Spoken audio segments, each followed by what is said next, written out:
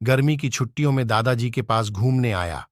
बालक उछलते कूदते दादाजी के पास पहुंचा और बस ने गर्व से बोला कि दादाजी, जब मैं बड्डा हो जाऊंगा तब मैं एक सफल आदमी बनूंगा। क्या आप सफल होने के कुछ उपाय बता सकते हैं? दादाजी हाँ में सर हिला दिया और बिना कुछ कहे लड़के का हाथ पकड़ा और उसे करीब की पौधशाला ले गए। वहां जाकर दादाजी ने 2 छोटे छोटे पौधे खरीदे और घर वापस आ गए। वापस आकर उन्होंने एक पौधा घर के बाहर लगा दिया और दूसरा पौधा गमले में लगाकर घर के अंदर रख दिया। अब आपको क्या लगता है कि इन दोनों पौधों में से भविष्य में कौन सा पौधा अधिक सफल होगा? दादाजी ने लड़के से पूछा। लड़का कुछ समय तक सोचते रहा और फिर बोला, घर के अंदर वाला पौधा ज्यादा सफल होगा, क्योंकि वो हर एक खतरे से सुरक्षित है, जबकि बाहर वाले पौधे को तेज धूप, आंधी पानी और जानवरों से भी खतरा है। दादाजी बोले, चलो देखते हैं आगे क्या होता है।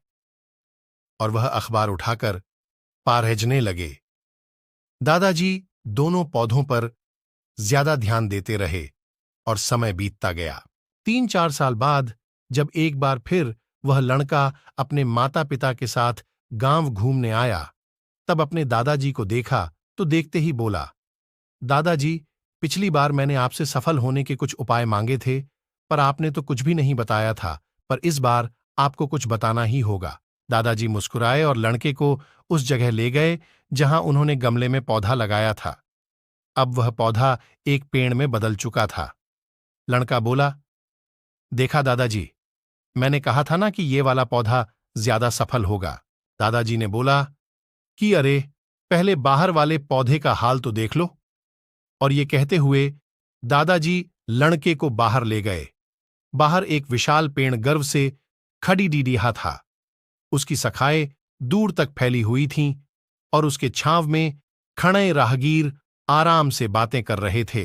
अब दादाजी ने पूछा, बताओ, कौन सा पौधा ज्यादा सफल हुआ? लड़का कुछ शर्माते हुए बोला, बाहर वाला। लेकिन यह कैसे संभव है?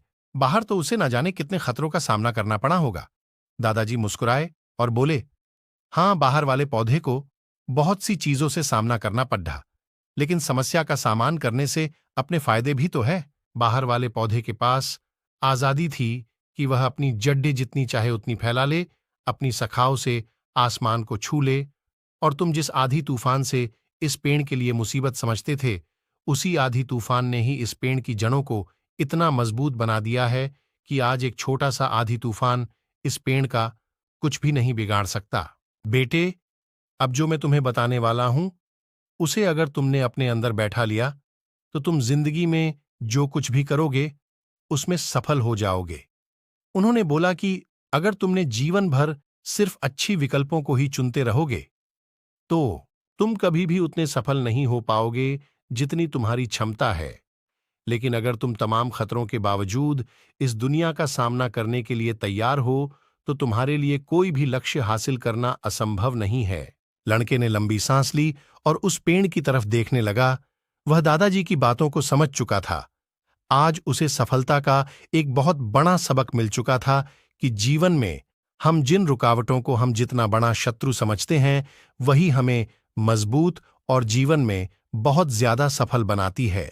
तो कैसी लगी हमारी मोटिवेशनल स्टोरी कमेंट करके बताएं, और चैनल पर नई है तो सब्सक्राइब करें। धन्यवाद।